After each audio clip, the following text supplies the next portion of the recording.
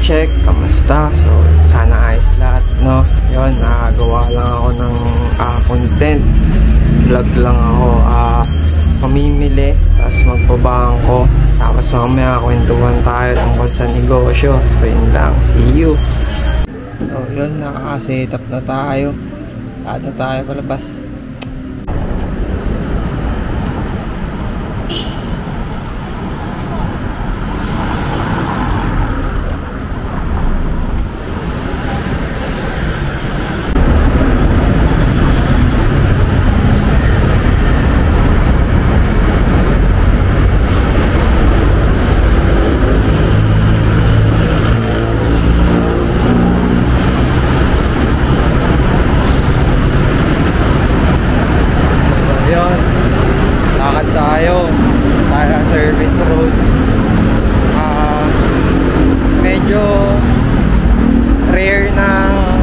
Maging ganito kaluwag yung service road, lalo na pag weekdays.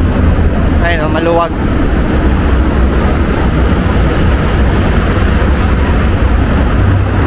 So dahil medyo nag-exercise ako kahit maluwag, pinili ko pa rin na maglakad. Lakad. Medyo malapit lang naman yung SM, tsaka nasanay na rin ako kasi during pandemic talagang wala, no choice ka, hindi talaga nagkakabiyahe dito sa amin. Tapos mag-grocery ka, sorry, maingay mga truck, grabe yung motor, nag-overtake sa truck. So yun, asa na ba ako? Pagka ganong time, dito ka lang mamimili sa SM tsaka sa Robinson. Tapos tawag mo dito, wala, no choice ka, bubuhatin mo yung mga pinamili mo from SM pauwi. Tapos syempre pag ganun, mamimili ka ng ganun, di naman konti bibilin mo, kahon-kahon. Kasi pandemic yun. Nahiya ako, may dumaan. Pero, yun. Wait lang. Ayusin na natin. Yan. So, doon ako nasanay, maglakad ng maglakad.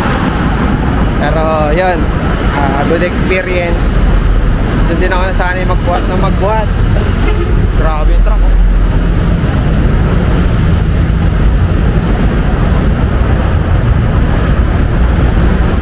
So yun, video ulit ako pag nasa SM na. Unahin ko lang yung bangko. Yun, doon ako sa SM. Kaso awkward pala eh. Pag may mga nakakasalubong ako, hindi na ako nakapagsalita. Pero yan, tulad yan. Nahihiya ako, pero something to improve. Kasi yun nga, kailangan ko masanay kasi trip ko talaga mag-vlog. Pero yan, nandito na ako sa SM. Unahin ko yung bangko, tapos grocery. Liwanag pala eh.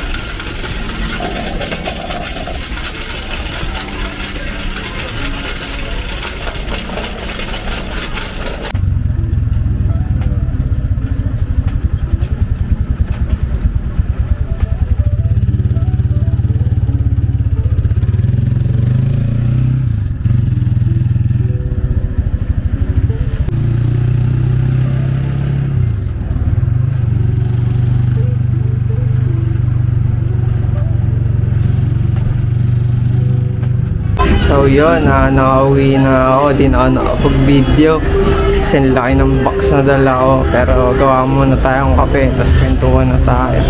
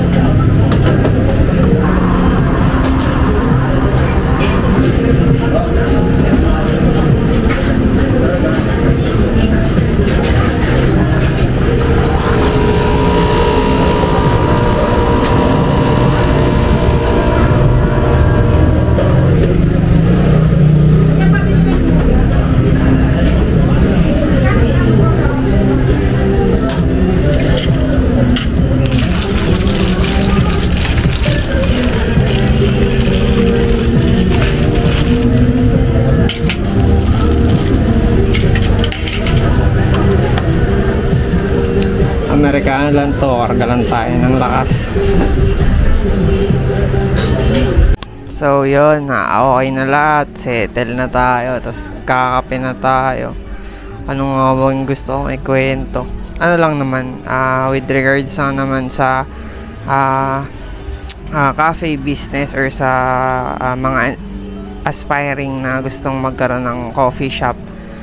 May mga gusto lang akong bigay na pointers to consider kasi yun nga, bilang isang gumawa ng kapihan na from scratch and all, kumbaga walang nag-mentor and kung ano-ano pa, parang madami akong mga lessons through experience.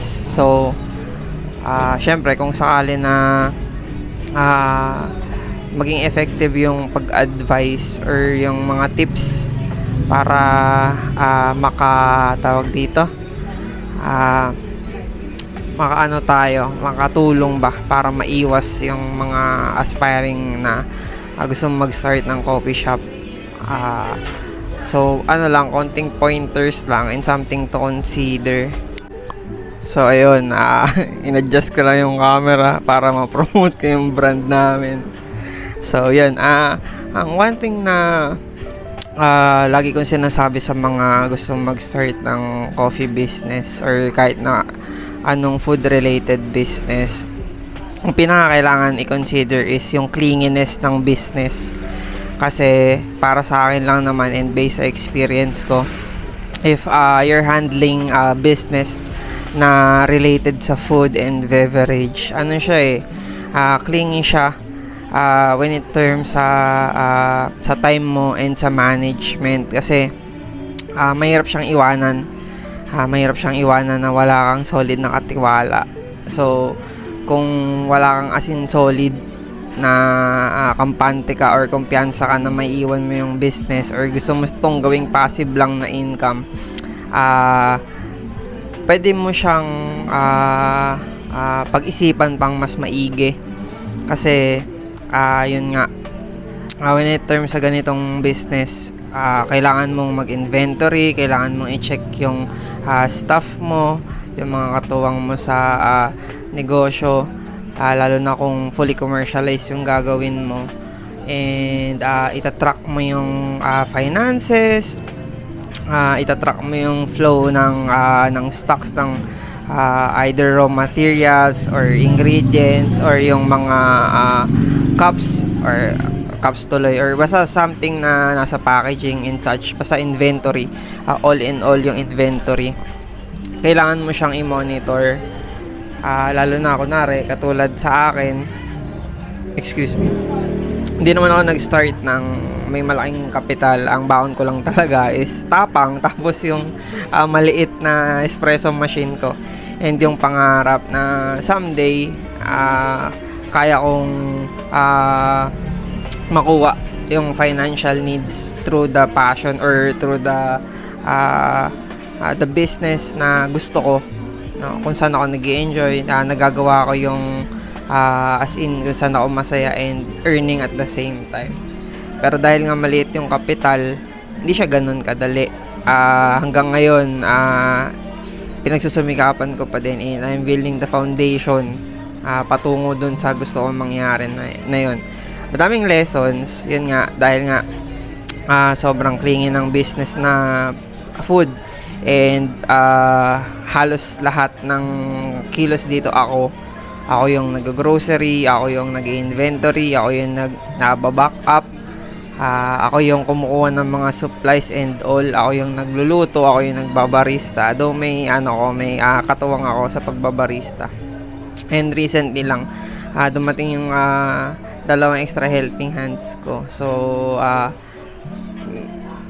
piniisip ko na magkaroon ng kitchen side tong business, more on food, yung mga party trays, mga crew meals, food packs and all. Yun, kasi may silog meals na din naman kami, meron naman na din kaming mga in-offer na chicken wings, may in-offer din kami na pasta. And nung na-start yung business namin, hindi talaga kami nag-offer ng food. Focus yung brand sa coffee, and nag-offer ng cookies yung pinsan namin, si Ate Chevs. Pero lumipat na siya sa Quezon, and doon niya nakuha yung piece niya. So dumating yung point na as in drinks lang talaga yung na-offer namin. Tapos yun, hanggang sa lumakas yung demand na magkaroon kami ng food, nagre-request sila ng food. So ang unang-una kong nilagay na food ay mga sandwiches tsaka pasta. Wala ako ng wings, wala ako ng rice meals, kasi nga naisip ko, gusto ko nga ng cafes yung maging business ko pero parang medyo lumalayo na kapag ka meron na siyang rice meals. Ayun yung idea ko dati. Pero netong kumbaga habang lumalalim ako sa pagninegosyo, unti-unti ko naintindihan na hindi ka pwedeng maging matigas. Kailangan flexible ka sa kung ano ba yung nire-request ng nasasakupan mong market, kasi sila yung magko-consume, ikaw lang naman yung magsusupply or magpro-provide. So kung pipilitin mo yung gusto mo na eto lang ako, gusto ko puro coffee lang, di ako mag-aano, or limited lang yung nasa menu ko, ano naman siya, attainable naman siya or workable naman siya. Pero para sa akin, kailangan tama yung nasasakupan mo audience. Kumbaga yung nasaservan mo ng mga tao, yung mga bibili sa'yo ng tao, kailangan tama para maging effective yung ganun game plan. Pero dito sa scope na nasasakupan namin, hindi siya ganun sobrang lakas ng demand ng food sa amin. So yun, nagsubok ako gumawa ng mga rice meals, ng mga silog meals and all. Dami akong kinonsider ko yung mga bagay-bagay. And nung una parang ayoko pa talaga, pero yun nga, dahil nga hindi pwedeng magmatigas sa ganung part ng pagiging negosyante, eventually nag-develop ako, and mahilig din naman talaga ako na gumawa ng or magluto. Nahilig na ako during pandemic. Halos lahat pandemic talaga nag-start. Ayun lang. Ayun lang yung minsan napapansin ko na malaking factor para sa mga cafe na nagko-close down. Kasi nga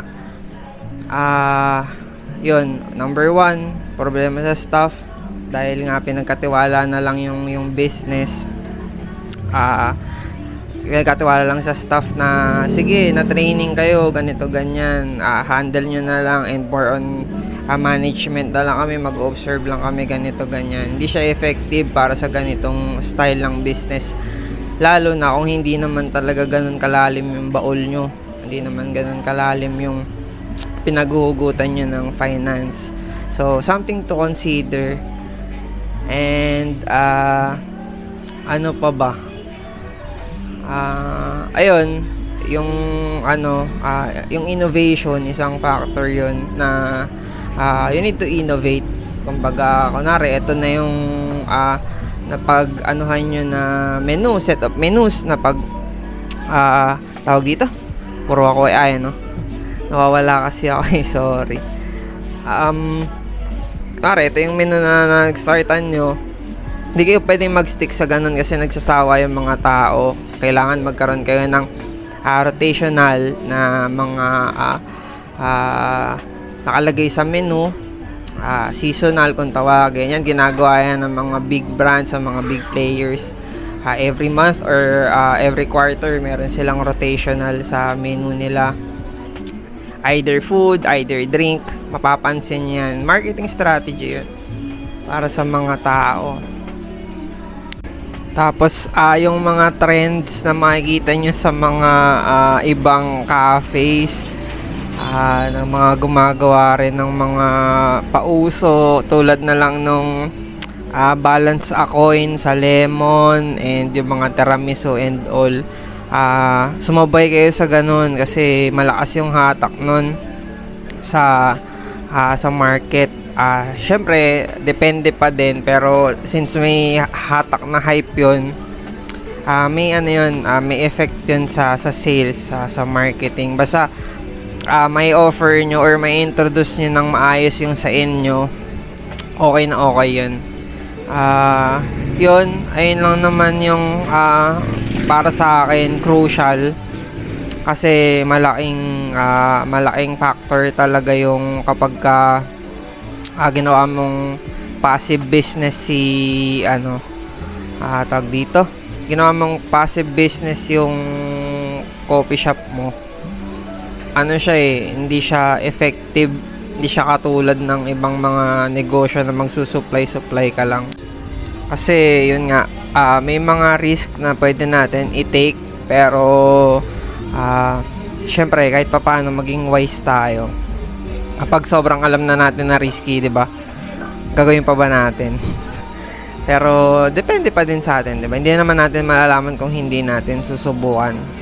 Yun lang yung gusto kong ipaalam, na kailangan i-ready nyo yung sarili nyo sa demand ng negosyo na gagawin nyo, lalong-lalo na kapag ganito, food or cafe talaga yung trip nyo. So yun lang, ingat palagi. God bless sa lahat. Peace.